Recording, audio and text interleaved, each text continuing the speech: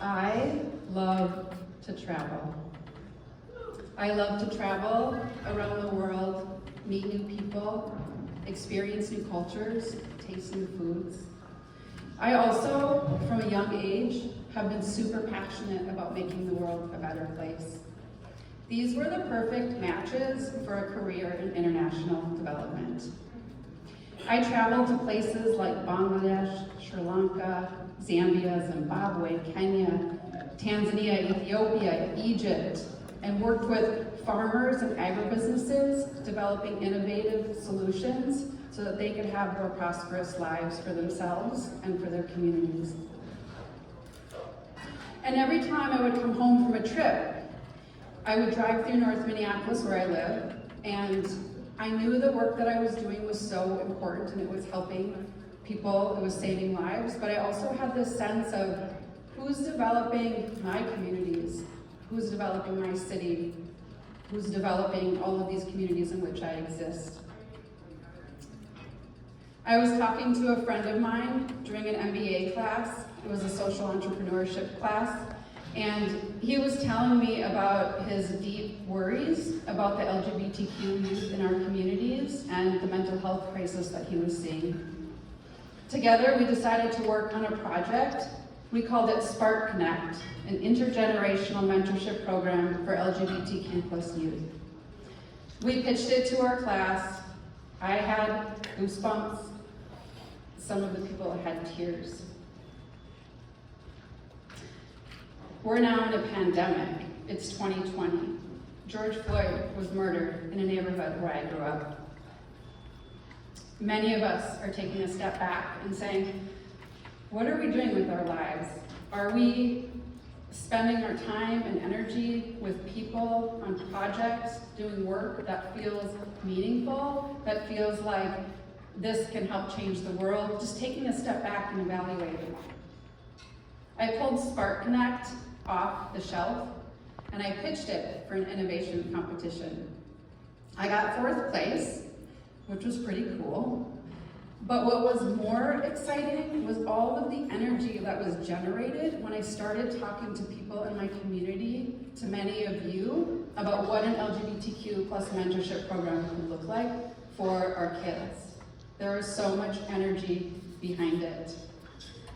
A few months later, I left my corporate gig, and with the help of many of you, launched QUEERSPACE Collective, an organization committed to creating space for LGBTQ+ youth to feel safe and empowered to be their true selves.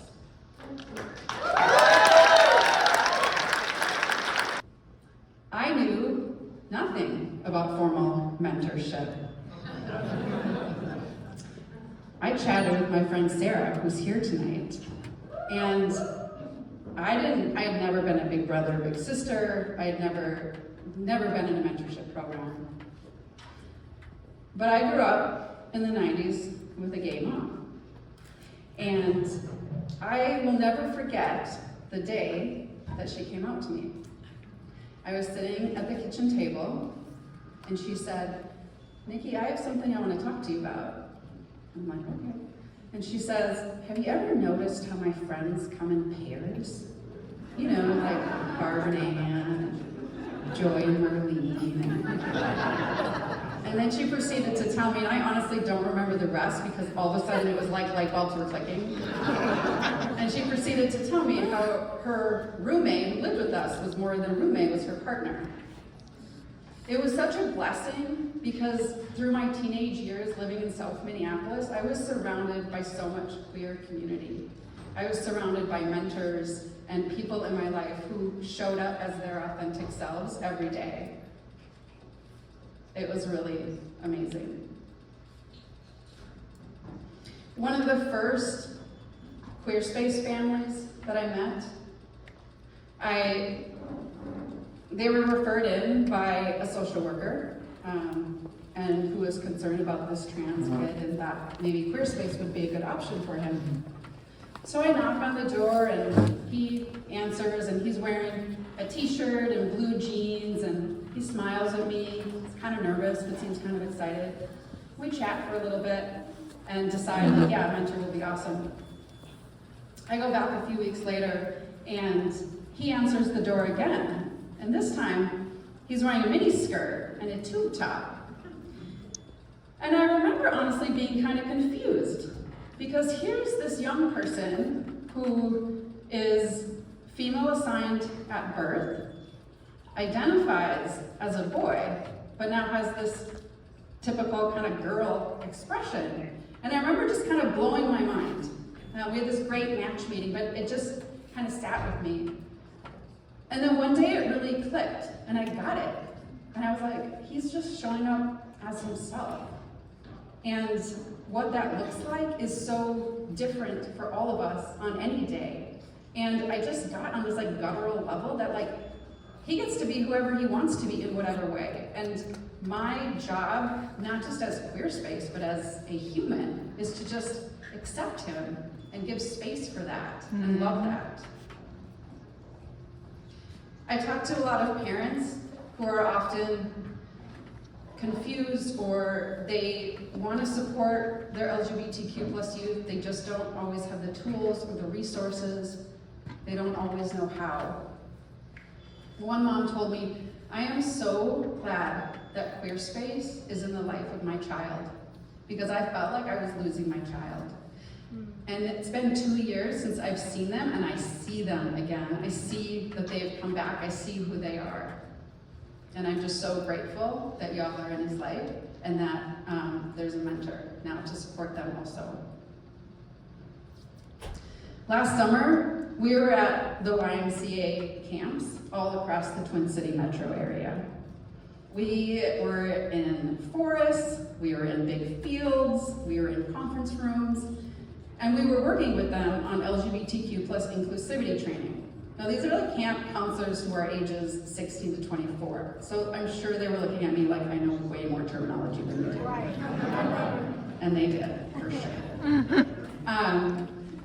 But what they didn't have was a space to talk about some of the stuff that they were bumping up against. So one of the counselors said, we love having queer and trans youth at camp. We know that this is a space for them to show up and be their authentic selves, and they don't often have these spaces. But we don't know how to navigate when parents don't accept them. We don't know how do you navigate writing letters home and using chosen names and the right pronouns and being respectful, but also keeping this kid safe. Another counselor said, I don't know how to navigate changing rooms with some of the non-binary kids. We don't know what to do with bathrooms. Another counselor said, sometimes we experience bullying. And while we didn't have all of the answers, and every organization is different, and we would bring leadership into some of the conversation, but what we did was create the space to have the conversations, and they were so grateful for that. Last week we were at Best Buy, a lot of the same themes. So many amazing youth workers who want to show up for queer and trans youth, they just don't necessarily have the tools. I am so grateful that all of you are here and have been with us on this journey over the past 2 years.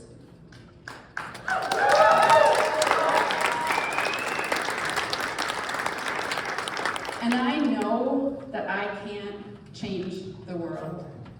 But in the words of Archbishop Desmond Tutu, you can do a little bit where you are, and it's all of these bits that fit together to create a more peaceful and beautiful world.